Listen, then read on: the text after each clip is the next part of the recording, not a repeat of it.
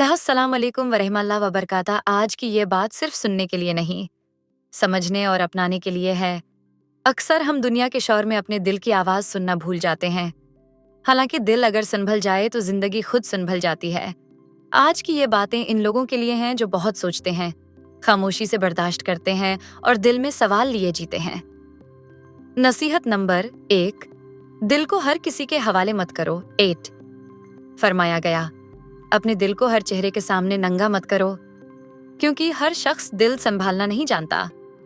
आज का इंसान बात सुनने में तेज है मगर एहसास समझने में कमजोर।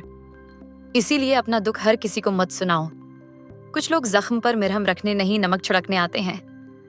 नसीहत नंबर 2, ज्यादा सोचना दिल को कमजोर कर देता है। हम में से अक्सर लोग सोच सोच कर अपना आज भी बर्बाद कर लेते हैं और कल भी। याद रखें, जो चीज आपके अख्तियार में नहीं उस पर सोचना दिल की ताकत छीन लेता है। सोचो जरूर, लेकिन इतना नहीं कि सुकून ही खत्म हो जाए। नसीहत नंबर 3, खामोशी कमजोरी नहीं, दानाई है।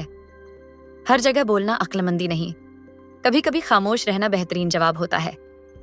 जो इंसान हर बात पर रद्दअमल न दे वही असल में ताकतवर होता है।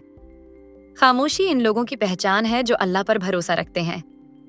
नसीहत नंबर 4, लोगों से कम, अल्लाह से ज्यादा उम्मीद रखो।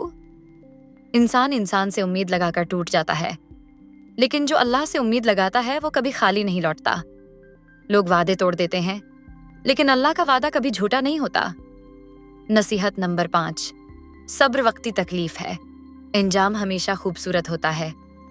सब्र आसान नहीं होता, लेकिन सब्र का फल हमेशा मीठा होता है।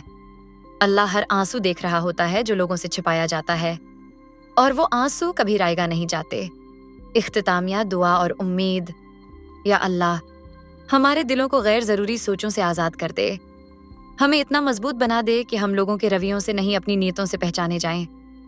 जो टूट चुके हैं उन्हें सब्र दे, और जो सब्र कर रहे हैं उन्हें जल्द इज्र अता फरमा। आमीन।